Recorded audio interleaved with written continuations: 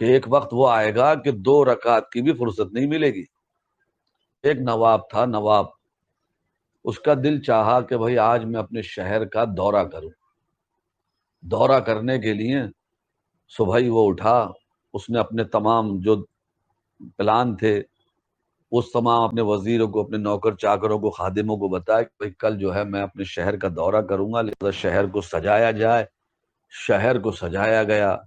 یہ صبح ہی اٹھا اور اٹھ کر کے یہ نہایا دھویا، اچھی طرح شیمپو سے اس نے پورے بدن کو دھویا، بال وال دھوئے کہ خوشبوؤں سے مہکتا ہوا یہ نکلا باہر کو، اور پھر اس نے جو ہے کپڑے ڈھونڈے۔ تو اب ہم چھوٹے موٹے لوگ، فقیر قلاش قسم کے لوگ، ہماری چھوٹی چھوٹی الماریاں جن میں کپڑے رہتے ہیں۔ اب یہ تو نواب یہ اپنی الماری کے سامنے آگے کھڑا ہو گیا، اس نے دیکھا کہ کون سا کپڑا پہنوں آج تاکہ مجھے سب رعایا دیکھے گی، تو بہترین سا جو کپڑا تھا وہ اس نے پہنا۔ پھر اس نے کہا میری سب سے بہترین سواری لے کر کے آؤ۔ بہترین سواری، عربی گھوڑے اس کے سامنے پیش کیے گئے۔ کہا یہ نہیں، یہ گدھا خود ہی استبل میں چلا گیا اور جا کر کے اس نے گھوڑوں میں چنا اور ایک بہترین گھوڑے کا انتخاب کیا۔ اس گھوڑے پہ یہ گدھا بیٹھا اور شان سے نکلا۔ دیکھتے ہیں ہم اور آپ سنتے ہیں، اب تو یہ موبائل ہے، موبائل میں سب چیزیں ہی پہلے ہی نمایاں ہو جاتی، معلوم ہو جاتا ہے کہ بھئی یہاں سے کوئی منتری سنتری پنتری جو بھی نکلتے ان کی کیا شان رہتی ہے، آگے بھی گھوڑے پیچھے بھی گھوڑے، آگے بھی گھوڑے اور پیچھے بیچ میں گدھا رہتا، وہ شان سے جا رہا ہے۔ اللہ کے رسول صلی اللہ علیہ وسلم نے فرمایا الدنیا جیفۃ، دنیا مردار ہے اور اس کے طلبگار کتے ہیں، کتے۔ تو اس شان سے دنیا دار نکلتے ہیں۔ تو یہ ایسی ہی شان سے نکلا، جس محلے سے، جس گلی سے پورے شہر کو سجایا گیا، سب لوگ تک رہے نواب صاحب، نواب صاحب، نواب صاحب، نواب صاحب، نواب صاحب۔ ایک دیدار کے لیے لوگ ترس رہے کہ اتنے میں اچانک ایک سادہ سودہ آدمی، اور اس نے آ کر کے اس کے گھوڑے کی لگام پکڑ لی۔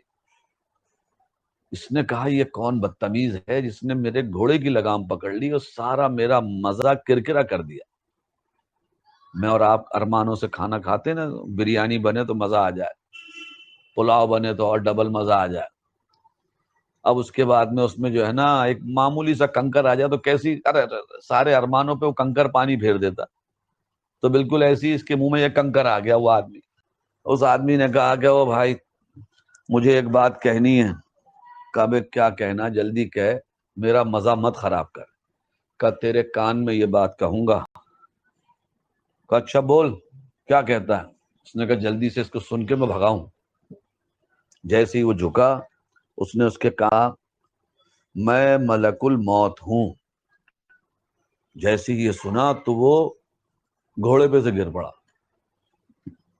اور تیری روح قبض کرنے کے لیے آیا ہوں۔ اس نے کہا کہ مجھے گھر لوٹ جانے دے۔ کہا نہیں، یہیں پر ہی تیری روح قبض کروں گا۔ کہہ رہے مجھے کچھ نصیحت، کچھ وصیت کر لینے دے۔ کہا بالکل بھی نہیں۔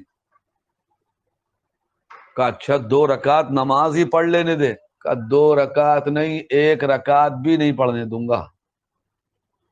تو آج اللہ نے مجھے اور آپ کو جو فراغت اپنے فضل و کرم سے دی ہے، کہیں ایسا نہ ہو کہ ایسی مصروفیت آ جائے کہ وہاں پر ذکر کرنا، بعض لوگ آتے ہیں نا، کہہ رہے بھائی ہم ان سے کہتے ہیں کہ بھیا یہ ذکر کرو، کہ ہم لوگ کیا کریں اس قدر بھاگم بھاگ میں۔ ارے احمقو، وہ مریض پڑا اسپتال میں، تم کوئی ڈاکٹر نہیں، وارڈ بوائے نہیں، کچھ بھی نہیں، تمہاری اوقات کیا، تمہارے صرف پیسے چاہیے ان کو، تو تم بھاگم بھاگ کائے میں کر رہے۔ مگر یہ بہانہ ہوتا ہے نہ پڑھنے کا، اور ایک قسم کی یہ بھی مصروفیت رہتی ہے کہ ایسی مصروفیت